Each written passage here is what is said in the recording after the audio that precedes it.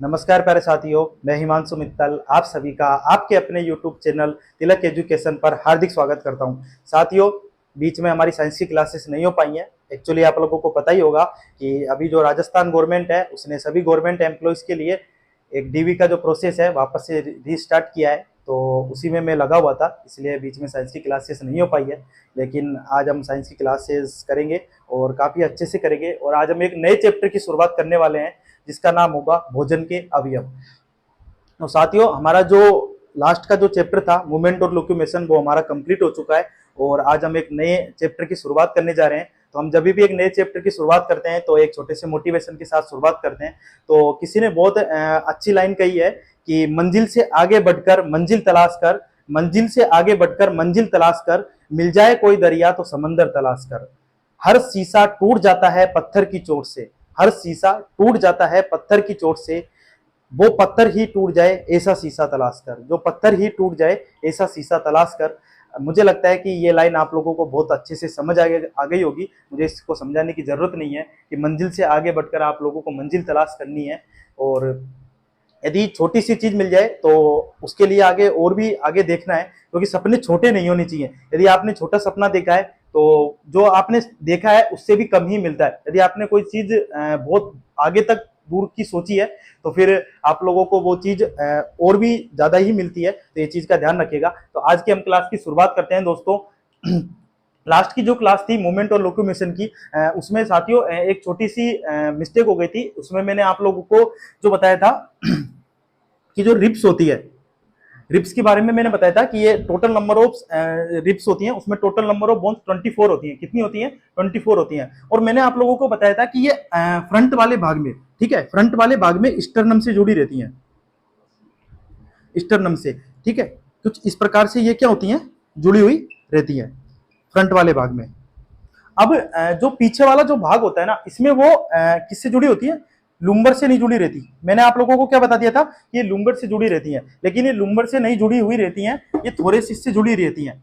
जो मैंने आप लोगों को वर्टेबल कोल्यूमन के जो भाग बताए थे, केसुरुकी के जो मैंने भाग बताए थे, उसमें मैंने आपको सबसे जो फर्स्ट भाग था वो मैंने आपको सर्विकल, थोरेसिस, लुम्बर, सेक्रल और कॉक्सेक्स के बारे में बताया था। तो हमारा जो सेकंड वाला भाग होता है थोरेसिस,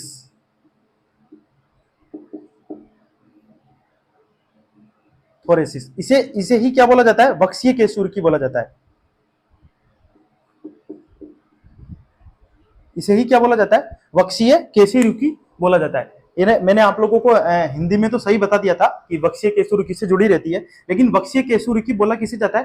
थोरेसिस को बोला जाता है। तो साथियों, ये आप लोग उसमें सही कर लीजिएगा एक बार कि लुम्बर की जगह किससे जुड़ी रहती है?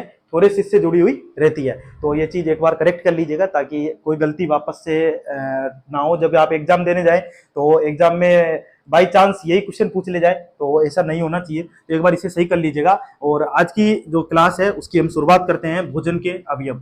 अब देखिए दोस्तों, एलडीसी की जो एग्जाम है वो बिल्कुल नियरेस्ट है, 11 अगस्त या 13 अगस्त को है शायद, ठीक है। वो मुझे डेट कंफर्म नहीं है कि कितने अगस्त को है, लेकिन 11 या 13 अगस्त में से है, एक कंफर्म डेट है। तो एलडीसी के एग्जाम बिल्कुल नियरेस्ट है और आप लोग, मुझे लगता है कि एलडीसी की बहुत अच्छे से तैयारी कर भी रहे होंगे। तो एलडीसी के एग्जाम में भोजन के अवयव जो चैप्टर है वो सिलेबस में इंक्लूड है।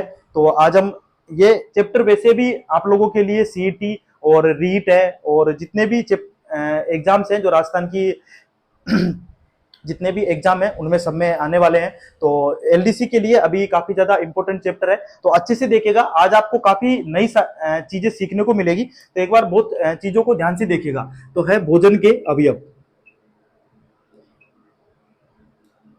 भोजन के अवयव। अब दोस्तों, भोजन क्या होता है? जो हम खाते हैं, बस नहीं। भोजन है जिसके अंदर सारे पोषक तत्व क्या हो? मौजूद हो। क्या है? सारे पोषक तत्व मौजूद हो, उसे ही क्या कहा जाता है? भोजन कहा जाता है। ऐसा नहीं है कि आपने कुछ भी खा लिया और उसके अंदर कोई भी पोषक तत्व मौजूद ही नहीं है, ठीक है, तो उसे भोजन नहीं कहा जा सकता। भोजन किसे कह सकते हैं? जिसके अंदर सभी प्रकार के पोषक तत्व क्या हो? मौजूद हो और वो हमारे बॉडी को क्या करे? बेनिफिट करे, ठीक है। उसमें क्या हो? बॉडी को और जो भी हमने खाया है वो हमारे बॉडी के अंदर जितने भी पार्ट्स हैं उन्हें उनसे क्या हो, हमें बेनिफिट्स हो। तो इस चीज का ध्यान रखिएगा। एक मिनट दोस्तों।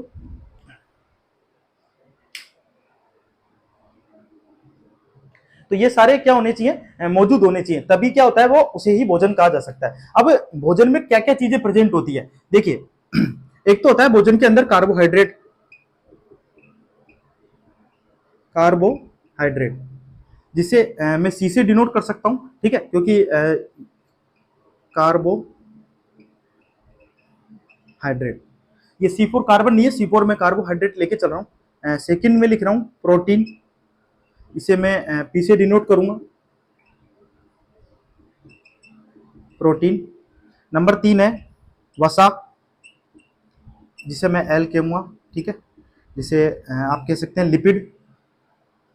और लास्ट में है विटामिन और मिनरल्स, ठीक है।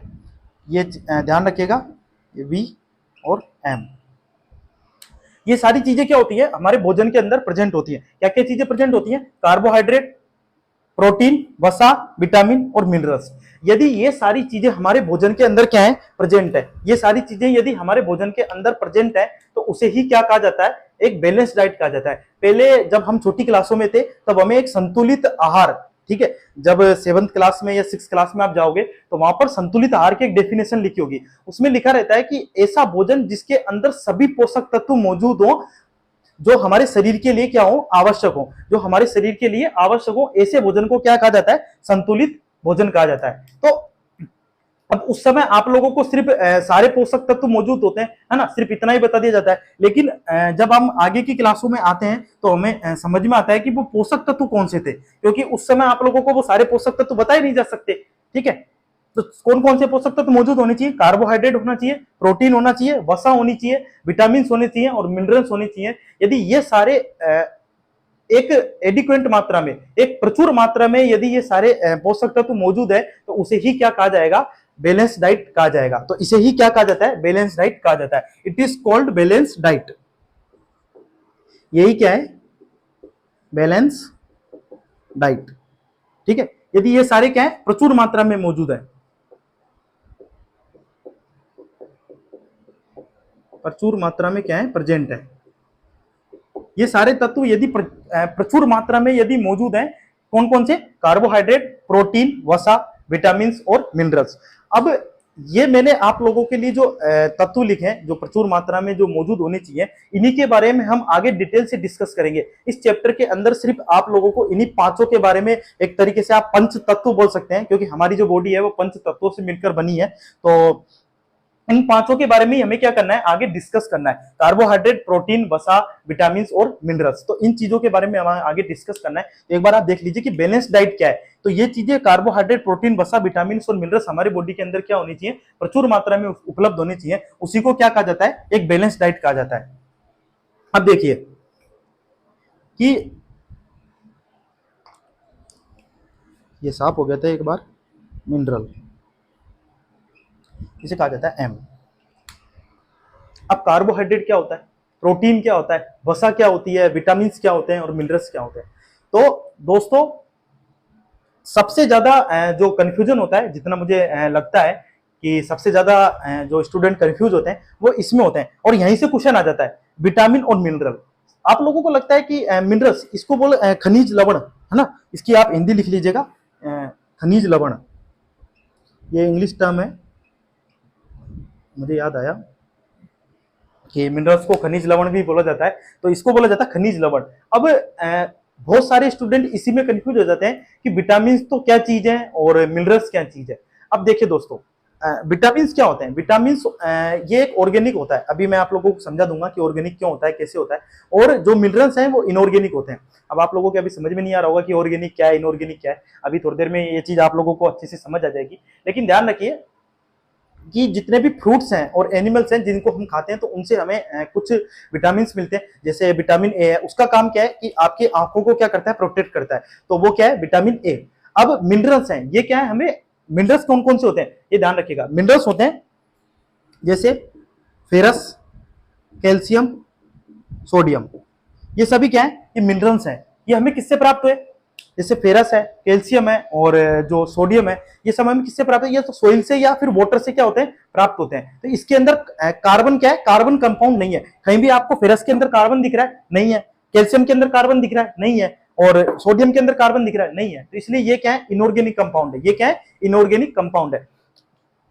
तो ये चीज ध्यान रखिएगा। कार्बोहाइड्रेट क्या है, एक ग्लूकोज का प्रकार है। क्या है, ग्लूकोज का प्रकार, जिसमें कार्बोहाइड्रेट 3 टाइप्स के होते हैं। जब हम टाइप्स ऑफ कार्बोहाइड्रेट पढ़ेंगे तब हम इस चीज को पढ़ेंगे। प्रोटीन क्या होते हैं, प्रोटीन हमारी बॉडी को किस प्रकार आवश्यक है, और वसा क्या होती है। और वसा के बारे में मैंने आप लोगों को जब लीवर के बारे में डाइजेस्टिव सिस्टम में पढ़ रहे थे तब मैंने वसा के बारे में काफी कुछ बताया था कि वसा किस प्रकार हमारी बॉडी के अंदर स्टोर होती है और किस प्रकार वसा हमारी बॉडी में काम आती है और कब काम आती है। ये सारी चीजें मैंने आप लोगों को बताई है, ठीक है। तो ये चीज एक बार वहां से भी आप देखिएगा, जरूर वीडियो जाके एक बार जरूर देखें, ताकि आप लोगों को जब वसा के बारे में पढ़ाया जाएगा तब आप उस चीज को कनेक्ट कर पाओगे कि वहां पे जो चीज पढ़ी थी लीवर से वसा किस प्रकार कनेक्टेड है। तो फिर आप लोगों को वो चीज अच्छे से और भी समझ में आएगी। तो ये चीज का ध्यान रखिएगा कि क्या क्या चीजें होती हैं। अब ये बैलेंस डाइट आप लोगों को समझ में आ गई होगी।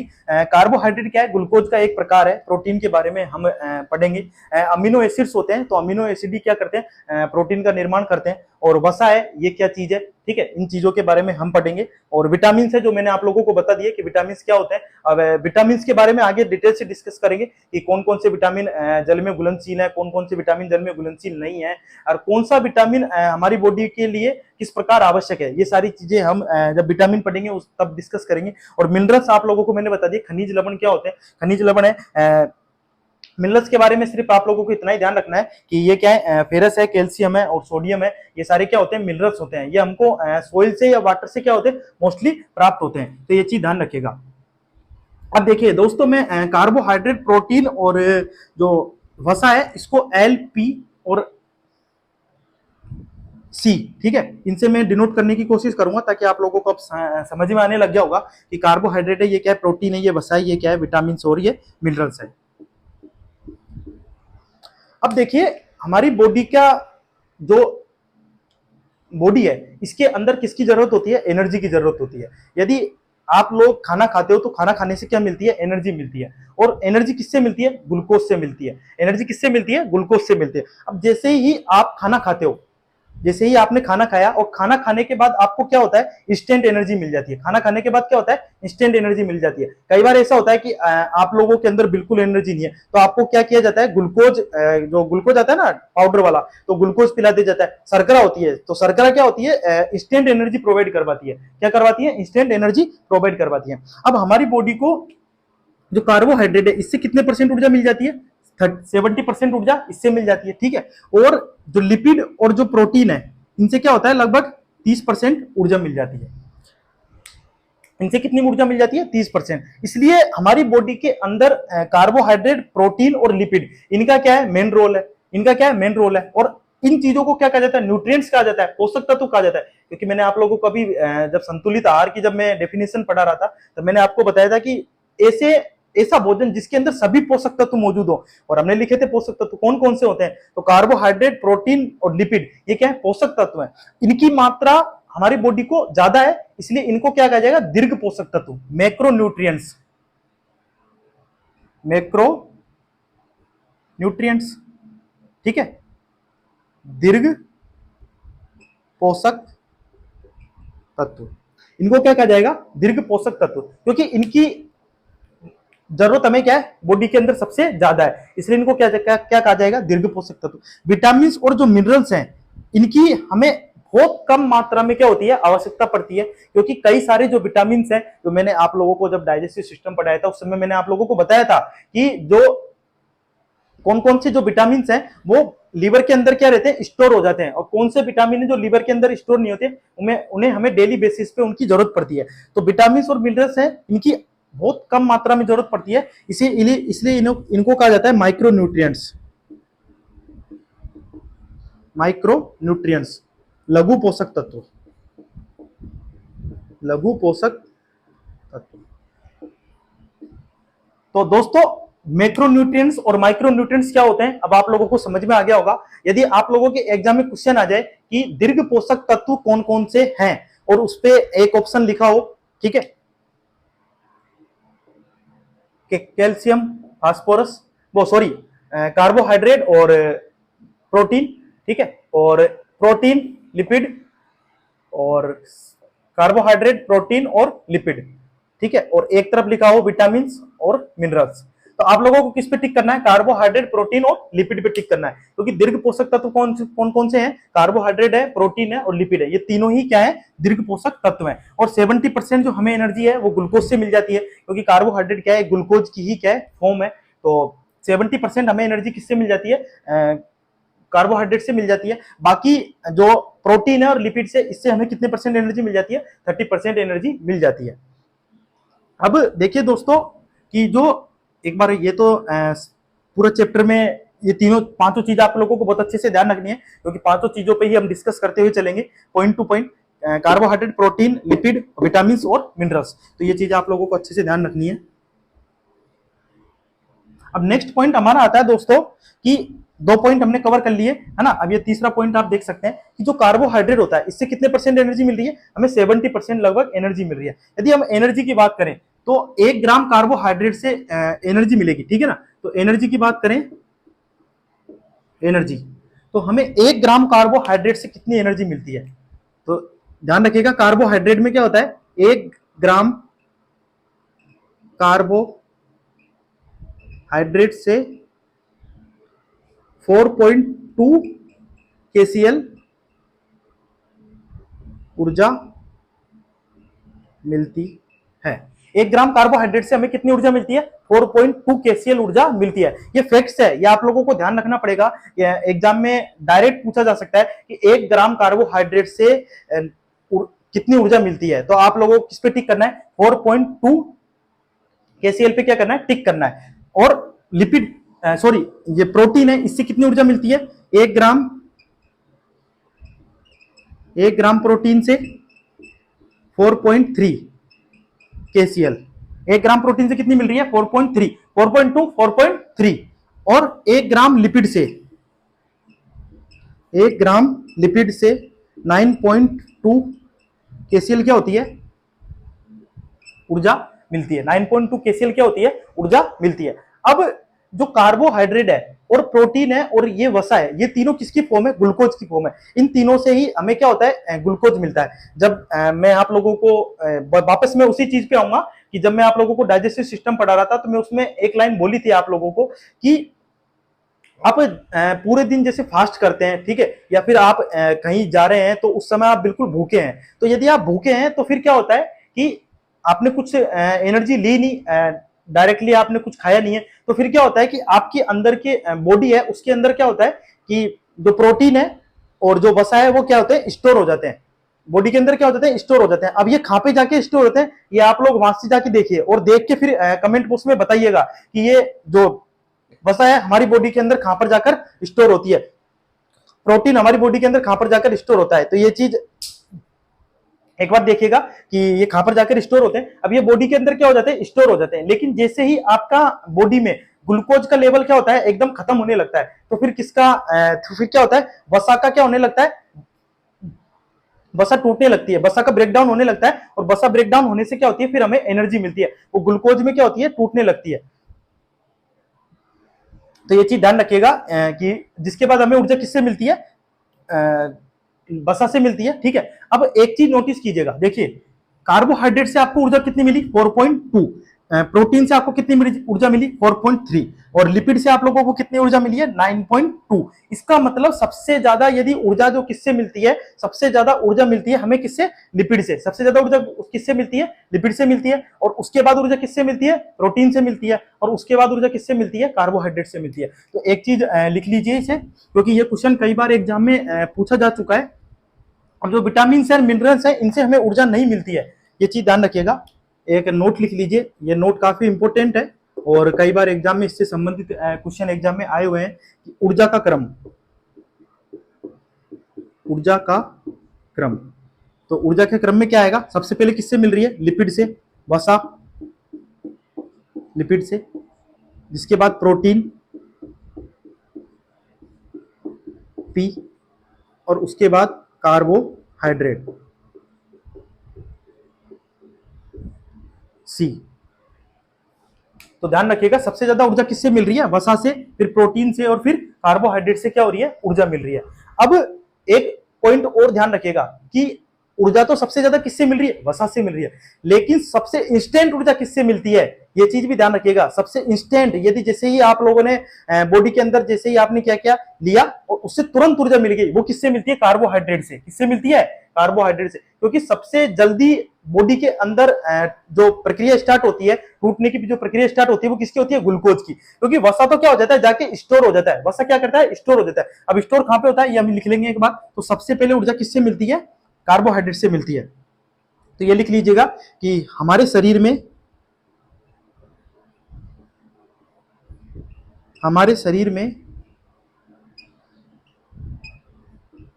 सबसे अधिक ऊर्जा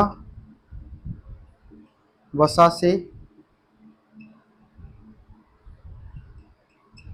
मिलती है, लेकिन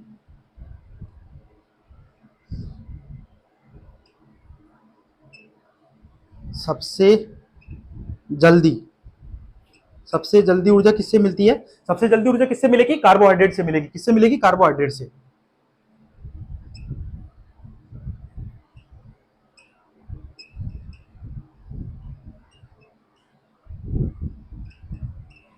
कार्बोहाइड्रेट से प्राप्त सबसे जल्दी ऊर्जा किससे प्राप्त होती है? कार्बोहाइड्रेट से प्राप्त होती है। तो सबसे अधिक ऊर्जा तो हमें किससे मिल रही है?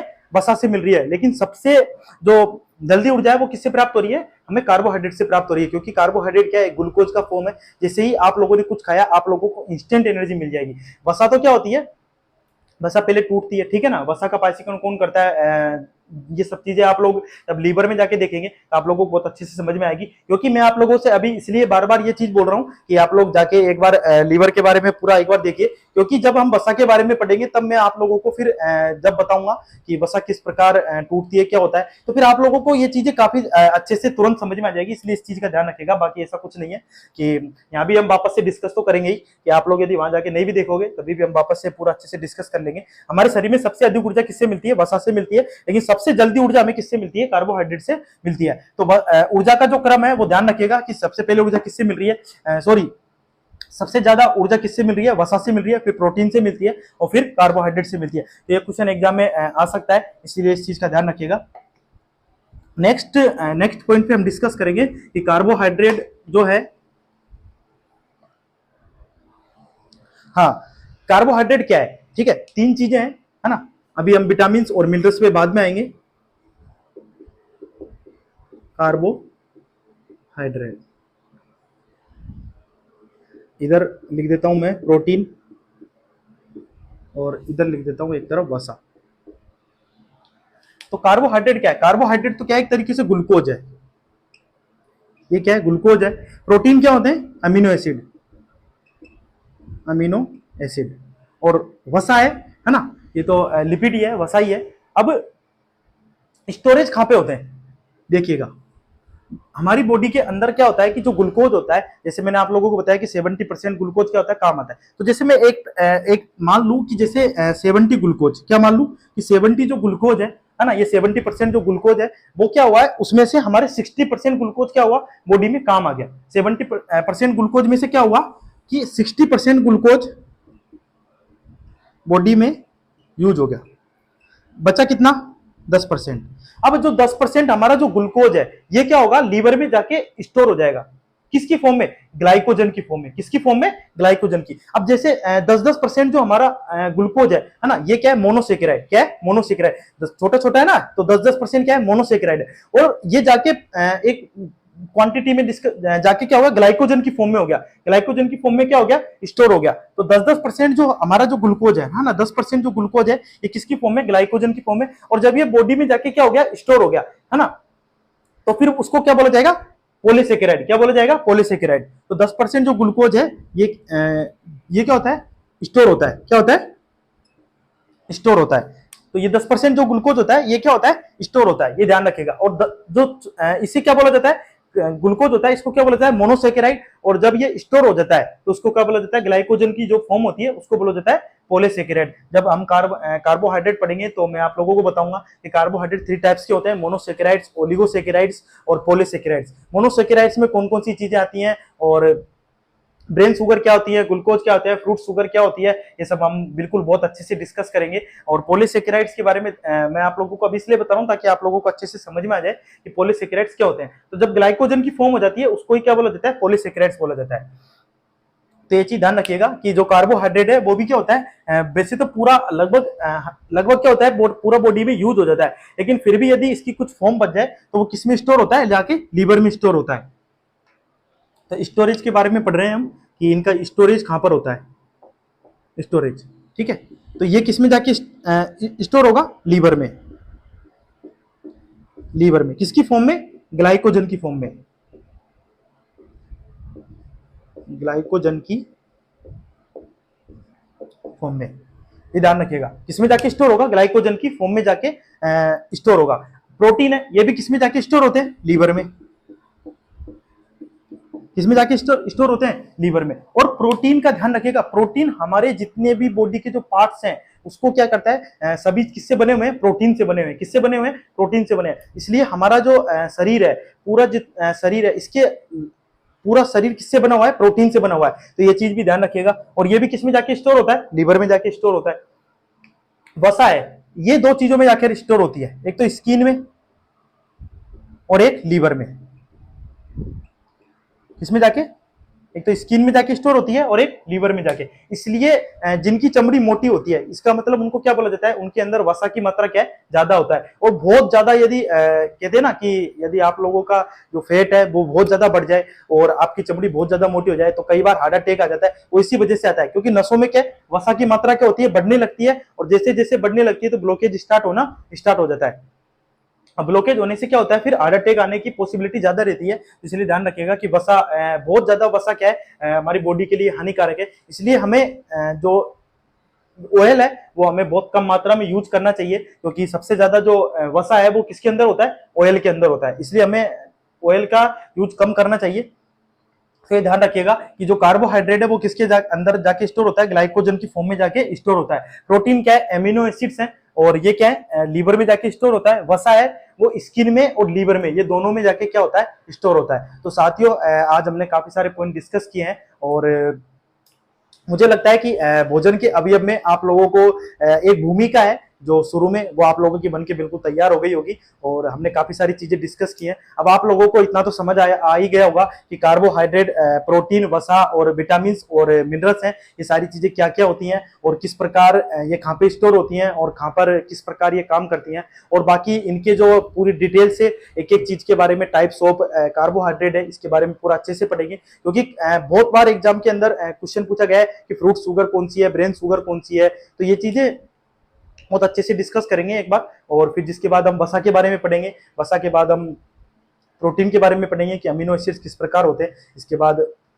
विटामिन के बारे में पढ़ेंगे कि कौन कौन से जो विटामिन है जो किस प्रकार हमारी बॉडी को प्रोटेक्ट करने का काम करते हैं। कौन सा विटामिन हमारे बॉडी के अंदर यदि कम हो जाए तो उससे हमें कौन सी डिसीज हो सकती है, इसके बारे में भी हम डिस्कस करेंगे। खनिज लवण के बारे में मैंने आप लोगों को जितना बताया उतना ही आप लोगों को पढ़ना है, इससे ज्यादा खनिज लवण से कभी कोई क्वेश्चन आता नहीं है। अंडरस्टैंडिंग बेस है कि खनिज लवण होते क्या है। यदि आप लोगों से पूछा जाए कि निम्न में खनिज लवण कौन सा है तो फिर आप उस पर तुरंत टिक कर देंगे। और ये क्वेश्चन जो मैंने आप लोगों को बताया था कि विटामिन क्या है, ऑर्गेनिक है या इनऑर्गेनिक है, ये क्वेश्चन मेरे एग्जाम में खुद में आया हुआ है। जब मैंने एग्जाम दिया था तो उस समय ये क्वेश्चन आया था कि विटामिन निम्न में से है कार्बनिक, अकार्बनिक दोनों, या निम्न में से कोई नहीं।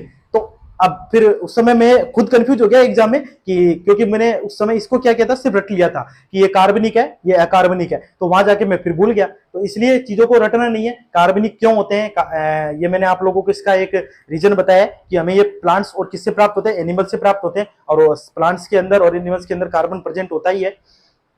मिनरल्स हैं इसके अंदर कहीं भी कार्बन नहीं है, इसलिए ये क्या होते हैं, कार्बनिक होते हैं। बाकी जो कार्बोहाइड्रेट है, प्रोटीन है और वसा है और विटामिन है, ये सब क्या है, कार्बनिक है। और जो जो सॉरी मिनरल्स हैं वो क्या है, अकार्बनिक है। मिनरल्स क्या है, अकार्बनिक है। तो इस चीज का ध्यान रखिएगा। बाकी नेक्स्ट क्लास में मिलते हैं दोस्तों, और बहुत जल्द आप लोगों से नेक्स्ट क्लास में मुलाकात होगी। हो सकता है शायद नेक्स्ट क्लास में थोड़ा टाइम लग जाए, तो लेकिन बहुत जल्द हम नेक्स्ट क्लास में मुलाकात करेंगे। तब तक कि आप लोग इस चीज को पढ़िए। और मैं आप लोगों से एक चीज का प्रॉमिस करता हूँ कि एलडीसी एग्जाम से पहले हम जो साइंस वाला जो पार्ट है, इसमें स्पेशली बायो वाला जो पार्ट है, वो काफी कुछ हम डिस्कस कर चुके होंगे। शायद ही कोई चीज होगी जो हम डिस्कस नहीं कर पाए। तो निश्चिंत रहिए, एलडीसी एग्जाम तक हम काफी कुछ कर लेंगे। और बहुत ही जल्द मैं आप लोगों के लिए क्वेश्चन की सीरीज भी लेकर आ रहा हूं, जिसमें हम एक क्वेश्चन लिखेंगे, ठीक है, और उस क्वेश्चन पे बेस्ड जितनी भी थ्योरी है उसको हम डिस्कस करेंगे। बाकी आप लोग बता सकते हैं कि आप एक बार जरूर मुझे सजेस्ट कीजिएगा कि आप लोगों को, जैसे एक सीरीज थी वो मैंने डाली थी सीईटी एग्जाम के लिए, तो जिसमें हमने जो पढ़ा था उससे संबंधित मैंने आप लोगों को क्वेश्चन करवाए थे। तो उसमें मैंने एक साथ क्वेश्चन लिख दिए थे, फिर हमने डिस्कस किया था। और उसमें इतनी सारी चीजें डिस्कस नहीं हो पाती हैं। तो एक बार आप बताइएगा कि या तो हम क्वेश्चन से कर लेंगे कि ज्यादा से ज्यादा क्वेश्चन ही करने, या फिर हम एक क्वेश्चन करें और उस पर बेस्ड जितनी भी थ्योरी है उसको साथ में कंप्लीट करते हुए चलें। तो आप लोग एक बार कमेंट में जरूर मुझे ये बताइएगा कि किस तरीके से हमें क्वेश्चन करने हैं। तो नेक्स्ट क्लास में बहुत जल्द आप लोगों से मिलता हूं दोस्तों। तब तक के लिए धन्यवाद। जय हिंद, जय भारत।